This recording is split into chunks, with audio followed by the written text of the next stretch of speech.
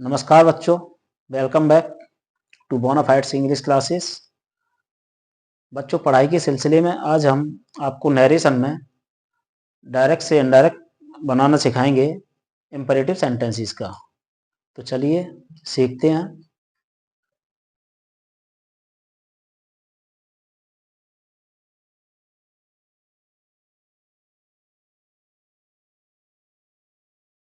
बच्चों, जो imperative sentence हैं इनसे हमें जनरली एडवाइस, ऑर्डर या फिर कमांड का भाव मिलता है। तो इसीलिए हम यहाँ पर जो सेड या सेड टू है इसको हम ऑर्डर्ड, रिक्वेस्टेड या एडवाइस्ड में बदल देंगे। और इन वाक्यों में जो कॉमा और इन्वर्टेड कॉमाज हैं उनको हम टू में बदलेंगे। यहाँ इंपेरेटिव सेंटेंसेस में कॉमा और इन्वर्टेड कॉमाज जो हैं ये विशेषकर दो तरह के कंजंक्शन बनाते हैं, पहला टू और दूसरा दैट। तो यहाँ इस जगह पर इन सेंटेंसेस में मैं आपको कॉमा इन्वर्टेड कॉमाज के बदले में जो कंजंक्शन है टू, इसके बारे में बता रहा हूँ। दैट के बारे में मैं थोड़ा बाद में बताता हूँ।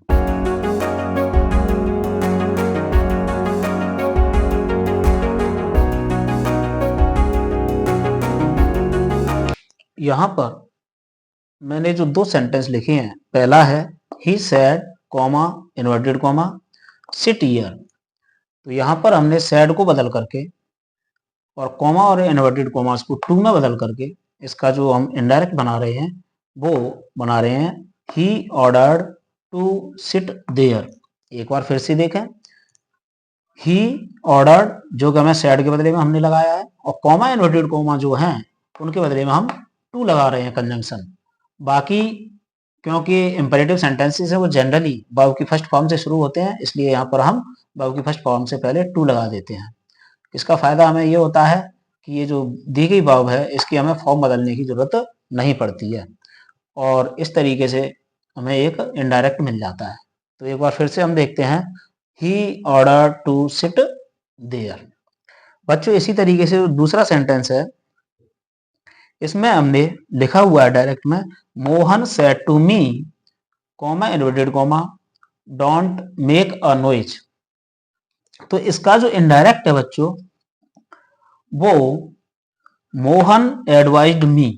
अब यहां पर हमने सेड टू को एडवाइज्ड में बदला है और इसके बाद हम लिख रहे हैं मी, और कॉमा इन्वर्टेड कॉमा जो है क्योंकि यहां डोंट आया है तो हम डोंट की जगह पे नॉट टू कर देते हैं। तो यहां हम टू और नॉट टू ऐसे सेंटेंसेस में करेंगे जो नेगेटिव होंगे। ये अफर्मेटिव सेंटेंसेस के लिए है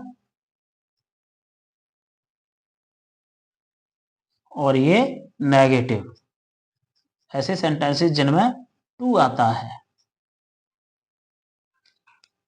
तो एक बार फिर से देखते हैं बच्चों, Mohan said to me comma inverted comma don't make a noise. बड़ा सरल है, Mohan advised me, comma inverted comma की जगह पर यहां वही टू, और डोंट आया है इसलिए नॉट लगा हुआ है, तो not to make a noise. बच्चों, तीसरा एग्जाम्पल और देखते हैं हम यहां।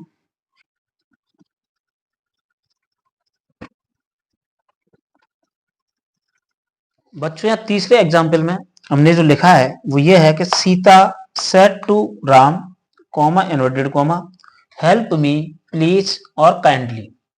तो यहां हमने दो टर्म यूज किए हैं, प्लीज और काइंडली। तो बच्चों, ऐसे सेंटेंसेस में जहां प्लीज या काइंडली आते हैं वहां हम सेड टू की जगह पर रिक्वेस्टेड कर देते हैं। बाकी तरीका वही है, कॉमा इन्वर्टेड कॉमा की जगह पर टू और बाकी हेल्प, और ये जो ऑब्जेक्ट था मी इसको हमने सब्जेक्ट के अनुसार बदला है तो हर किया है। तो हम दोबारा से देखते हैं कि Sita said to Ram comma inverted comma help me please और काइंडली। तो बच्चों, इसका जो इनडायरेक्ट है वो निकल के आता है Sita requested Ram to help her. तो यहाँ जब भी किसी सेंटेंस में प्लीज या काइंडली आता है तो हम उसकी जगह पे रिक्वेस्टेड कर देते हैं। बड़ा आसान है सेंटेंस का इनडायरेक्ट बनाना। तो इस तरीके से हमारा ये कॉमा इन्वर्टेड कॉमा की जगह पे जो टू आता है वो हमने एक्सप्लेन किया है। अब बच्चों चलते हैं कि हम कॉमा इन्वर्टेड कॉमास की जगह पे डेट कब लगाएंगे। बच्चों अब हम देखते हैं कि इंपरेटिव सेंटेंसेस में कॉमा इन्वर्टेड कॉमास की जगह पर दैट कब लगाएंगे। तो बच्चों हम दैट उस समय लगाते हैं जब सेंटेंस में हमारे पास इन्वर्टेड कॉमास के अंदर लेटस वाले वाक्य आते हैं, जैसे let's go home, let's see the match now, इस तरह के सेंटेंसेस। तो आगे देखते हैं बच्चों एग्जाम्पल के माध्यम से। भी सेंटेंस में, डायरेक्ट सेंटेंस में जब भी इन्वर्टेड कॉमास के अंदर लेटस आता है तो यहाँ लेटस के दो भाव आते हैं, एक एडवाइज्ड और दूसरा सजेस्टेड, तीसरा प्रपोज्ड भी आता है। तो हमने एडवाइज्ड लिखा हुआ है, अगर हमें सजेस्टेड या प्रपोज्ड का प्रयोग करना है तो हम सजेस्टेड टू या फिर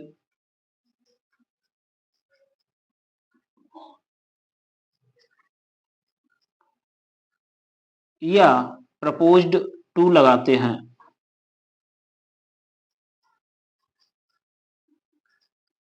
प्रपोज्ड टू लगाते हैं।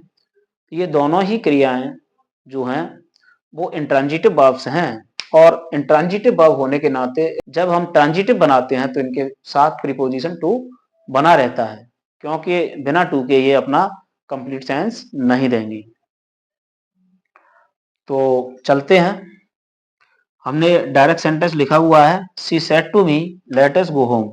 इसका इनडायरेक्ट बनता है बच्चों शी सजेस्टेड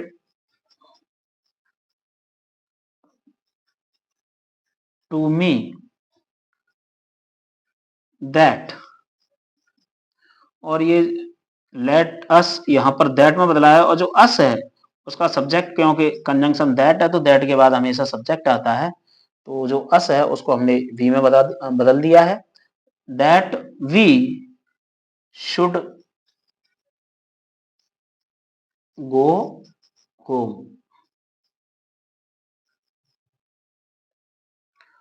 तो बच्चों यहाँ हम देख रहे हैं इसके दो चीजें हैं, एक तो दैट का यूज करेंगे और दूसरा शुड का यूज करेंगे। यहाँ दैट के बाद सब्जेक्ट का प्रयोग करके शुड का प्रयोग करते हैं। यहाँ हम किसी और वर्ब का प्रयोग नहीं करेंगे, जब हम कंजंक्शन दैट लगाएंगे तो उसके बाद हमेशा शुड लगाएंगे लेटेस्ट वाले वाक्यों में।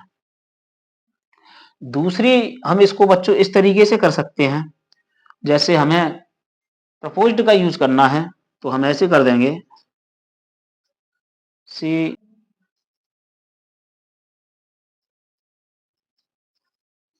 proposed to me that we should go home।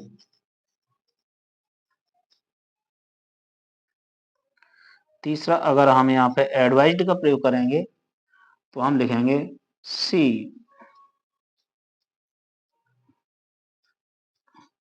Advised me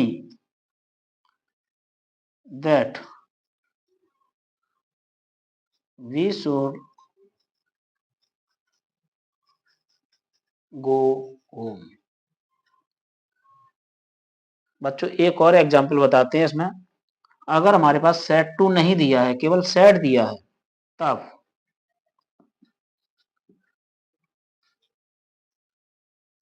she said comma inverted comma let's go home. तो यहां अब हम कर सकते हैं सी सजेस्टेड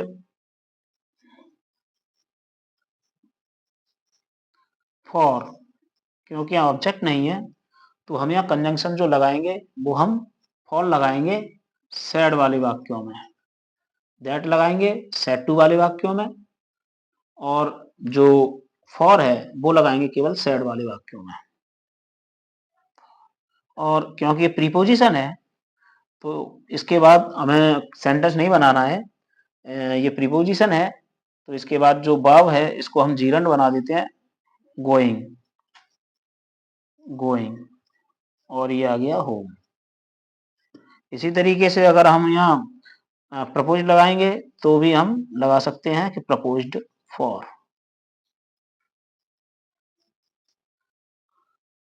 तो यहाँ पर जो वाव है फॉर के साथ, इसमें हम आईएनजी लगा देते हैं प्रीपोजिशन। एक्चुअली इंग्लिश जो ग्रामर है वहां पर जब भी हम प्रीपोजिशन लगाते हैं तो उसके बाद जो आने वाली वाव है वो जीरंड के रूप में आती है। इसलिए यहाँ पर हमने she said comma inverted comma let us go home, इसका जो इनडायरेक्ट बनाया है वो ऐसे बनाया है, she suggested for going home या फिर she proposed for going home. बच्चों, ये थे इंपेरेटिव सेंटेंसेस। अगर आपको अच्छे लगे हों तो आप लाइक, सब्सक्राइब, शेयर और कमेंट जरूर करें।